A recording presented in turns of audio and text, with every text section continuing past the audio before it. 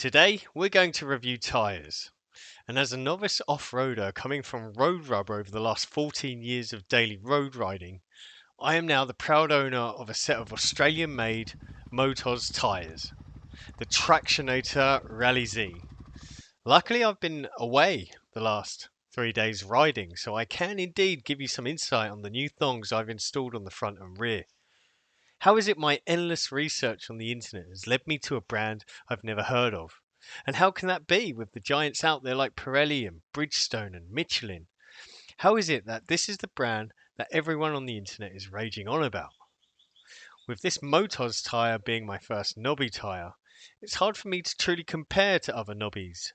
But rest assured, after 14 years of riding all weathers, every day, in the UK and Australia, peppered with some track days and superbike schools here and there, I know what a good tyre should feel like when connecting you to that thing we search for called confidence. When getting the Motoz Rally installed, there were some options. You have the smaller tubed versions and the larger tubeless versions, with the tubed version being lighter and cheaper. However, one should note the Tenere 700 is supposed to have size 150 in the rear if reading the manual. People have been putting on the size 40 to save money and to have the advantage of a thinner tyre cutting through loose crusts. I've always gone for the OEM size in the past, but this time I saw the logic in choosing a thinner and cheaper 140 for more off-road agility. Once installed, the thing had such massive lugs, it looked like a 160. First impressions, out of the shop was a scary feeling. The profile was much different of the OEM tyres, but within an hour of steadily riding it, it was like I'd owned the tyre for years, with a predictive tip in as I began to understand them more. With 35 psi in the rear and 32 in the front, I noticed tipping the bike in when standing up was extremely responsive with the thinner 140. I thought all along the slow handling of the T7 was just a trait of owning a larger adventure bike. Turns out it was just the tyre size. The lugs, when the rubber warmed up, also have a better feeling on the road. For what you get in extra responsiveness, you give up in additional high-speed corner stability. That's not to say you can't pin a corner at high speed and feel connected. It's just a bit more squirmy due to the 140 giving less rubber contact on the side. Wet roads were surely going to be the bane of this tyre. But no, the front tyre bites into the ground during braking extremely well.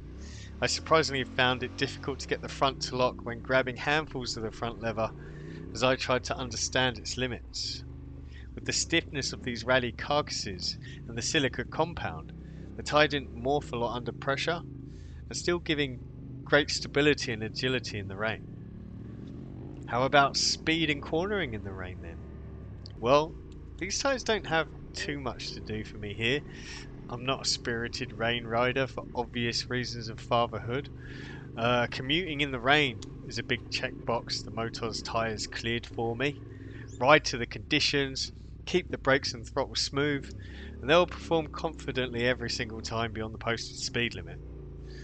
The amount of confidence they gave me during the wet makes it a very impressive tyre for its knobby profile. As always, the rubber seems to do better the longer you ride it. If you ride it harder, the lugs get a bit warmer and a bit more pliable and actually make it work better. But its drop dead cold feeling is still way up there. Highway miles were as fun as highways get. I took the bike to 140 kilometers an hour and the stability was just rosy. No fuss, no wobbles. Off-road, this tyre really allowed me to start taking more liberties and go faster with more confidence.